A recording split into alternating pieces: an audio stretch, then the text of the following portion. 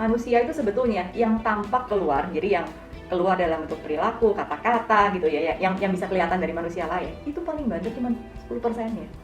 90% itu adanya tuh kayak gunung es yang di bawah permukaan laut gitu. Artinya apa? Sebetulnya banyak banget hal-hal di dalam diri kita itu yang bahkan kita sendiri pun tuh nggak nyadar gitu loh. Ya. Exposure itu penting banget gitu. Pasti ada deh penelitiannya. Anak yang terekspos dengan hal yang lebih beragam itu biasanya akan lebih open minded dan itu akan sangat membantu ketika dia nanti jadi manusia yang dewasa. Perhatian. Anda sedang berada di ruang cerita santai non-edukatif bersama Seminar Edukasi Musik.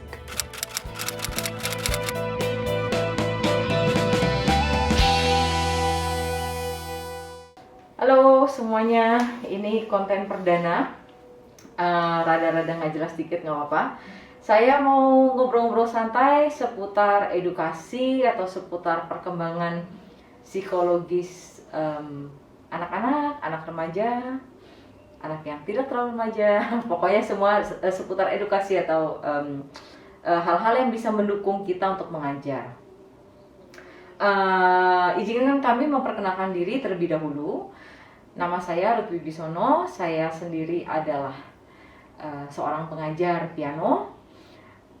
Latar belakang saya adalah sarjana musik dan saya sangat menyukai atau passionate mengenai pendidikan dan mengenai anak-anak. Dan ini adalah kakak saya yang namanya Christina Wibisono. Dia adalah seorang sarjana psikologi, jadi belajar di Universitas Padjadjaran Bandung, tapi tidak berpraktek sebagai psikolog.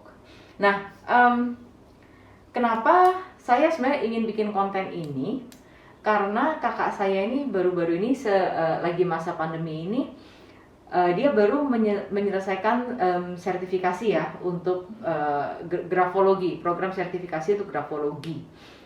Nah, tentu karena serumah dan sering ngobrol, saya jadi lebih tahu juga tentang grafologi itu apa segala, dan saya juga jadi kelinci percobaannya untuk grafologi, sehingga saya tuh jadi bingung, ini kok ada banyak sekali ya di dunia ini, ada yang namanya psikotes, ada yang namanya tes minat dan bakat, ada yang namanya fingerprint test, sekarang ada lagi grafologi gitu.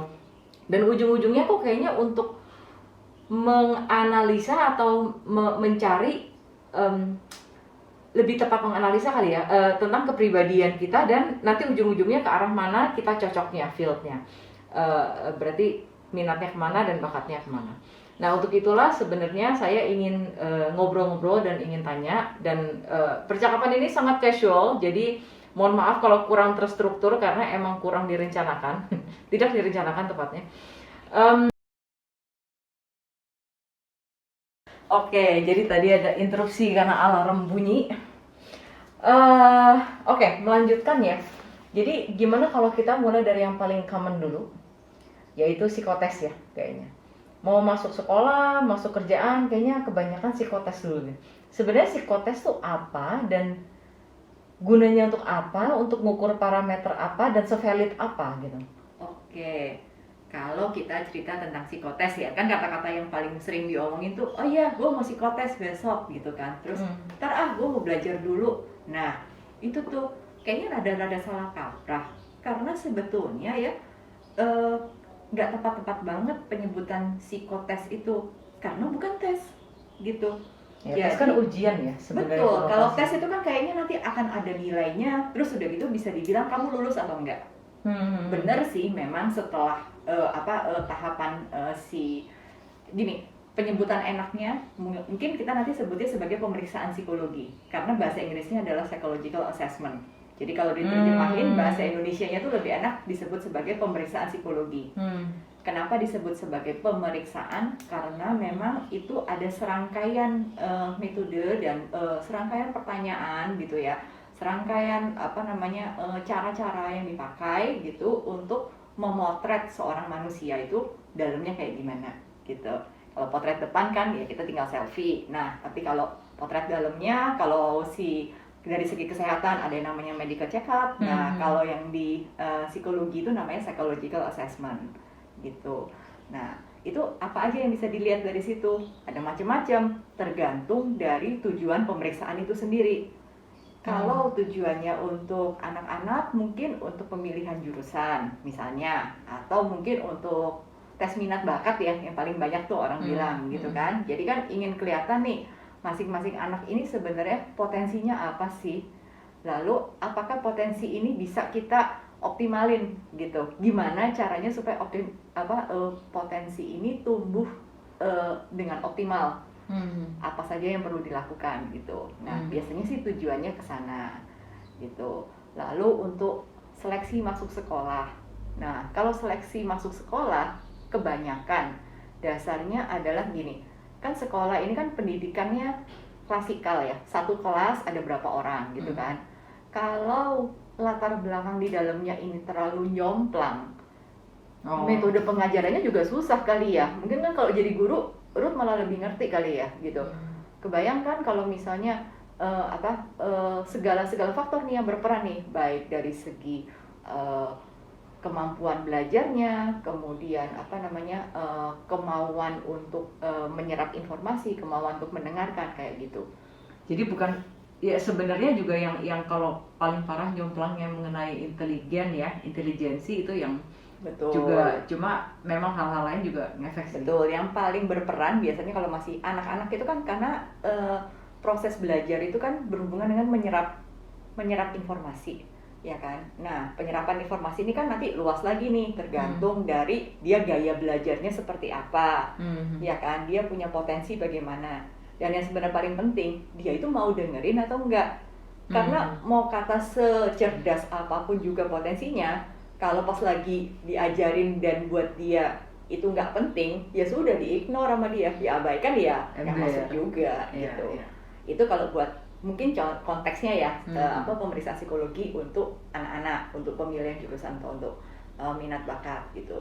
Nah, kalau untuk pekerjaan itu biasanya lebih melihat kesesuaian, karena setiap organisasi, setiap perusahaan itu kan juga punya karakternya masing-masing nih. Ada yang lebih mengedepankan teamwork, ada yang lebih mengedepankan pencapaian prestasi, gitu kan. Jadi emang orangnya dicari memang yang model-model ambisi, high achiever gitu ya. Itu beda tuh dengan yang lebih mengutamakan kolaborasi gitu kan. Kayak gitu. Jadi biasanya untuk melihat kesesuaian itu dan juga kecocokan dengan posisi yang akan ditempati, gitu.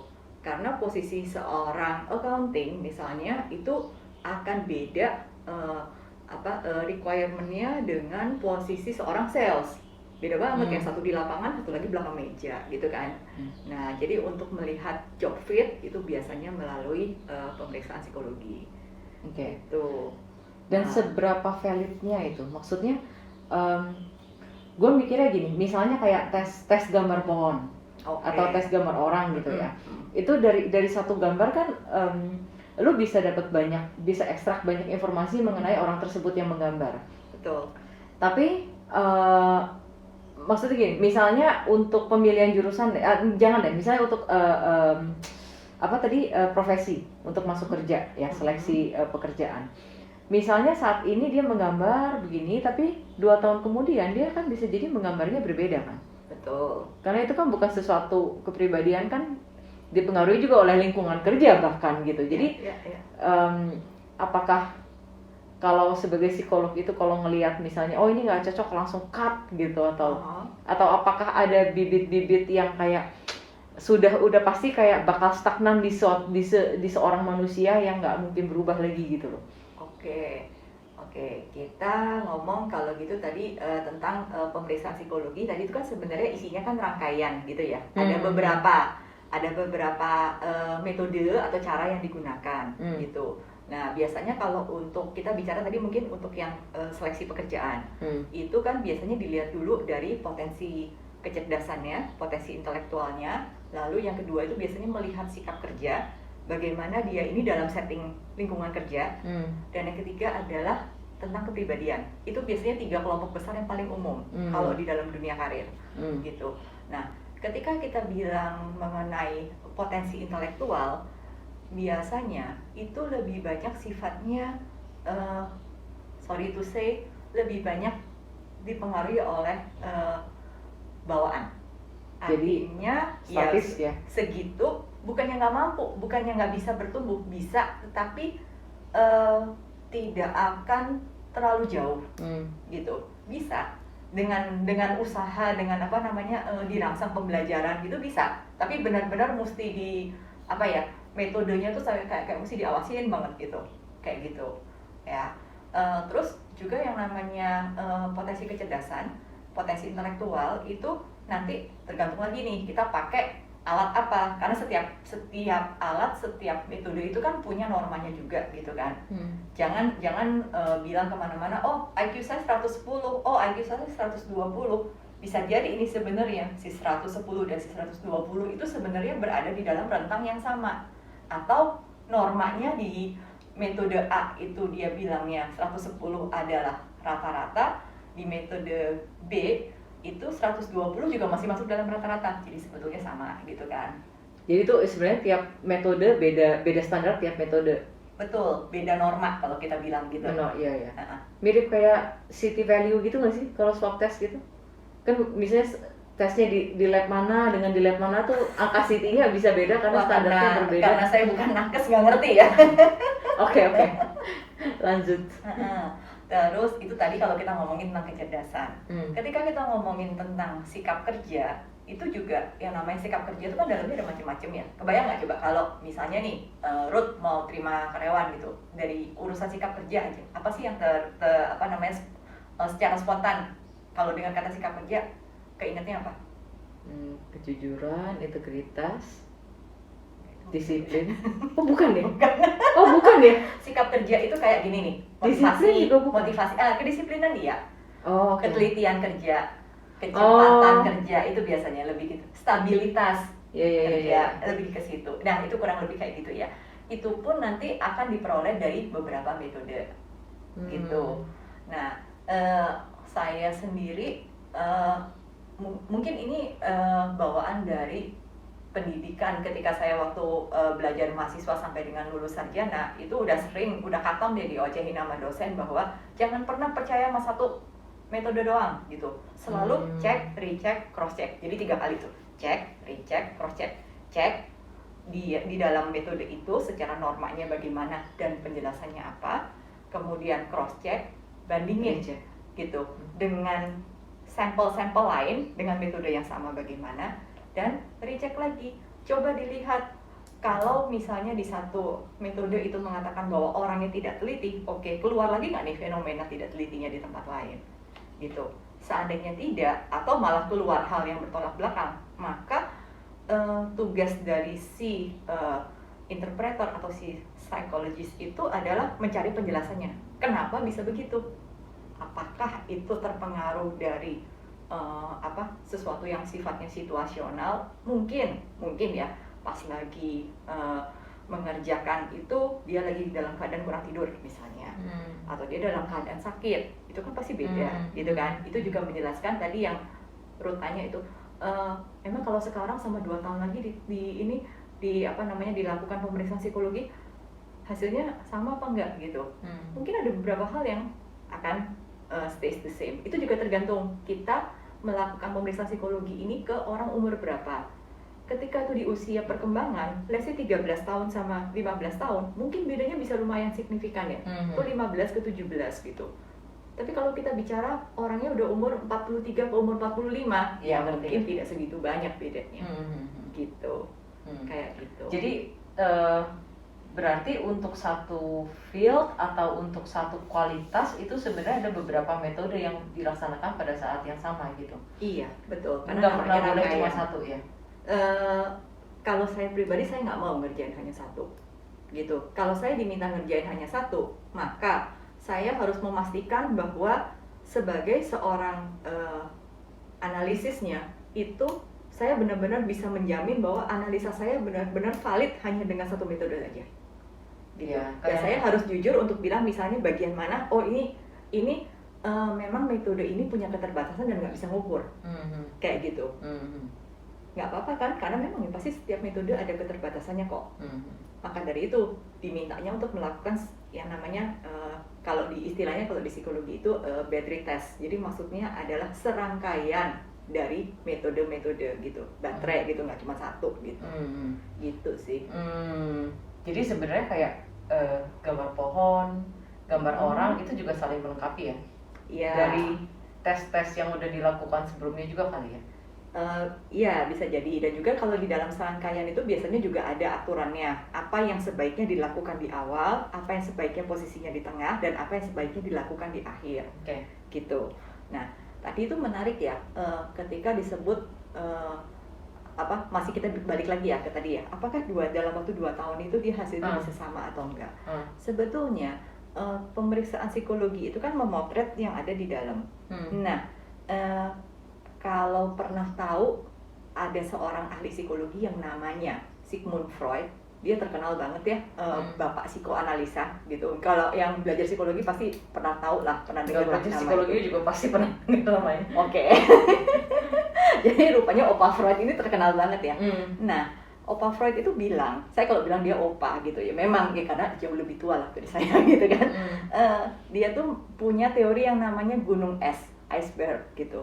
Jadi manusia itu sebetulnya yang tampak keluar, jadi yang keluar dalam bentuk perilaku, kata-kata gitu ya, yang bisa kelihatan dari manusia lain, itu paling banter cuma 10%-nya. 90%-nya itu adanya tuh kayak gunung es yang di bawah permukaan laut gitu. Artinya apa? Sebetulnya banyak banget hal-hal di dalam diri kita itu yang bahkan kita sendiri pun tuh nggak nyadar. Betul. Gitu loh. Ya. Karena sering gitu kan, kadang kita suka mikir, duh kenapa ya saat itu gue gitu ya, kok harusnya tuh gue nggak kayak gitu, tapi kayak ada sesuatu yang nggak bisa kita kendaliin gitu loh. Ya kan? Nah itu bagian unconsciousness-nya gitu. Nah biasanya pemeriksaan psikologi itu bertujuan untuk memaparkan sebanyak mungkin hal-hal tersebut sehingga membuat si klien gitu ya itu terbantu, dan akhirnya sebanyak mungkin dia bisa membawa hal-hal yang unconscious itu ke level conscious kan lebih baik ya. Iya betul. Karena ketika disadari maka bisa kita kelola. Ya. Kita aja nggak nyadar itu apa, gimana cara ngaturnya gitu kan. Ya contohnya kayak yang kemarin itu, yang grafologi tes yang gue jadi kelinci percobaan. Banyak banget loh beneran guys, itu banyak banget hal yang apa nggak sadar gitu. Sayanya sendiri nggak sadar. Oke. Oke, jadi kalau tentang kecerdasan tadi itu memang kurang lebih bawaan ya. Ya, dan biasanya metode yang digunakan untuk mengukur kecerdasan itu biasanya sesuatu yang sifatnya itu terstandarkan, gitu. Terstandarkan tuh maksudnya gimana?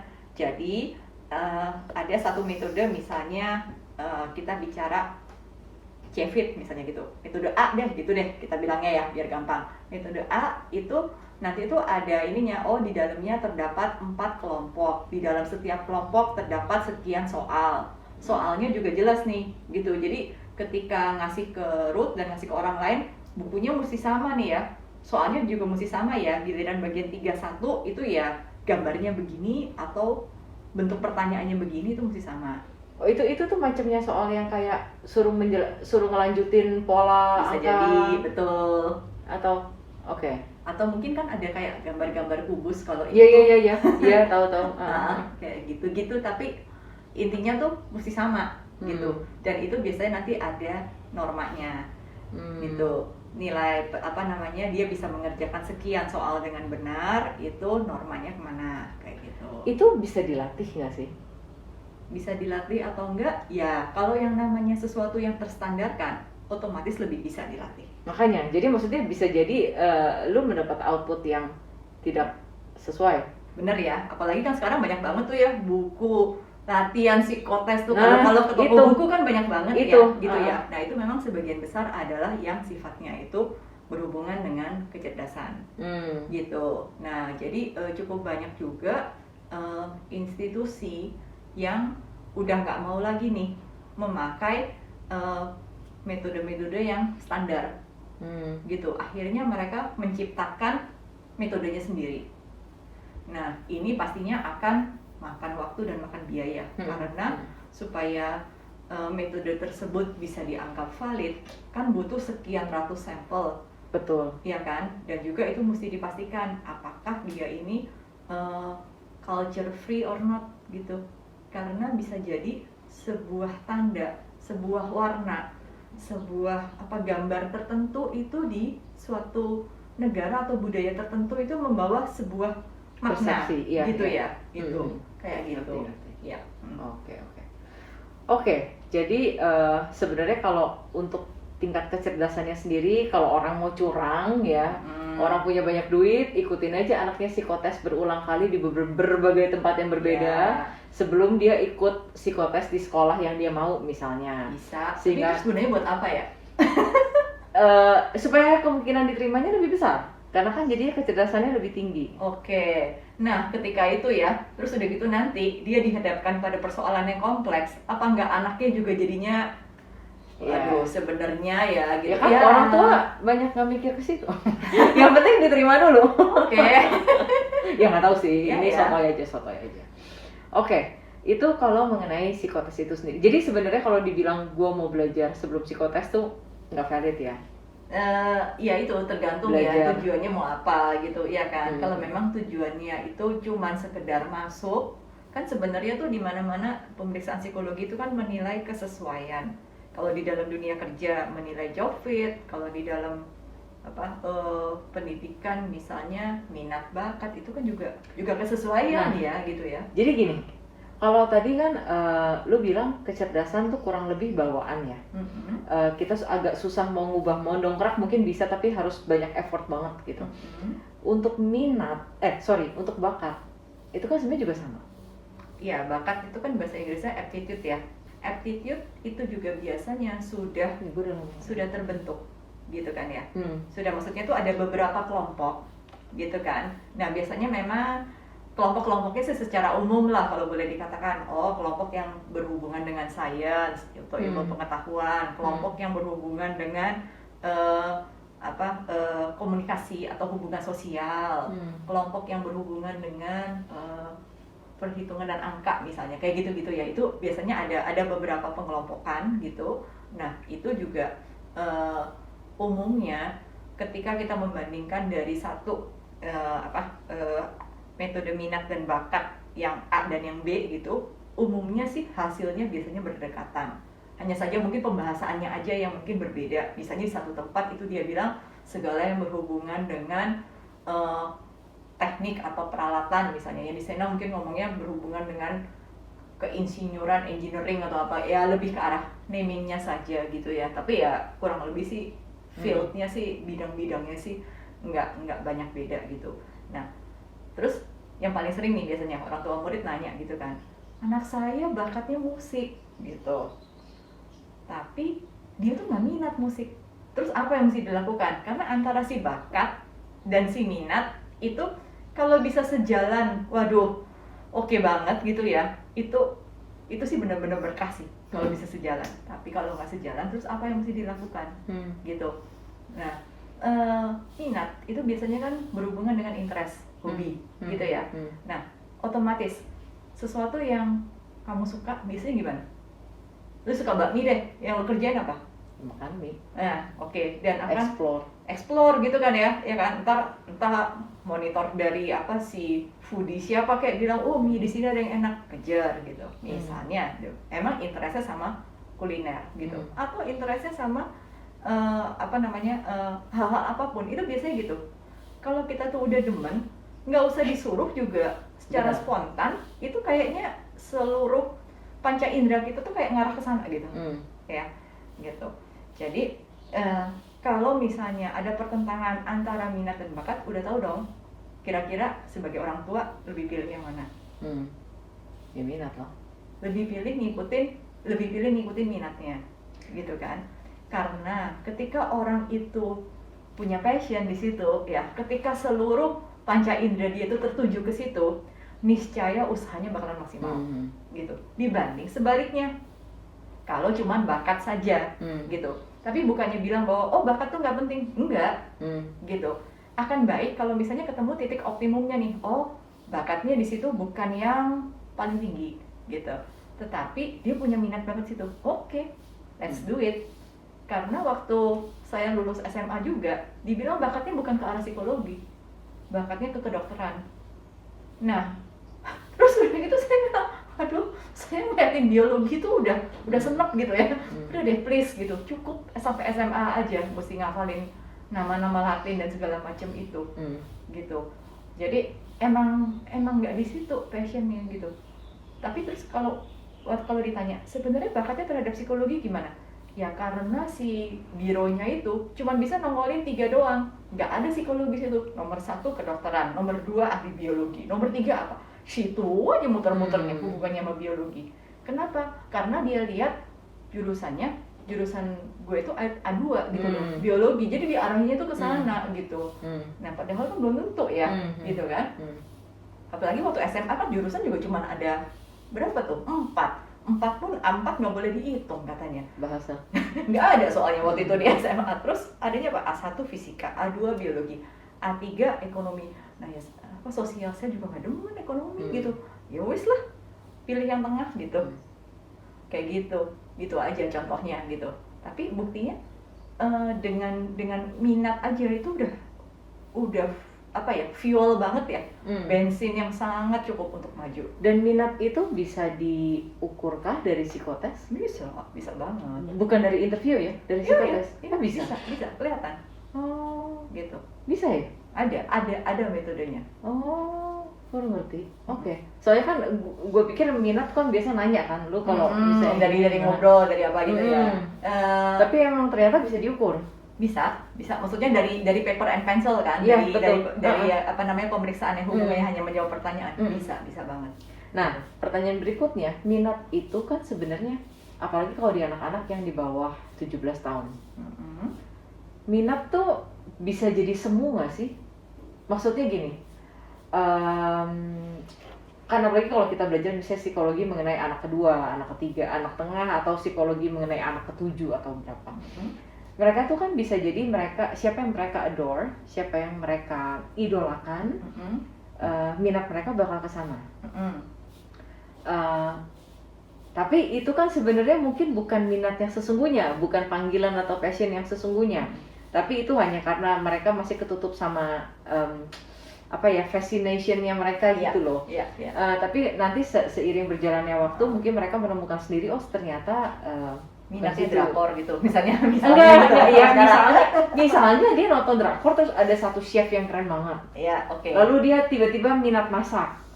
Dan ini lalu kebetulan she's pretty good at it, jadi dia masaknya lumayan enak segala macem, dan orang tuanya terus nge-boost, oh ya kamu gitu, kamu gini.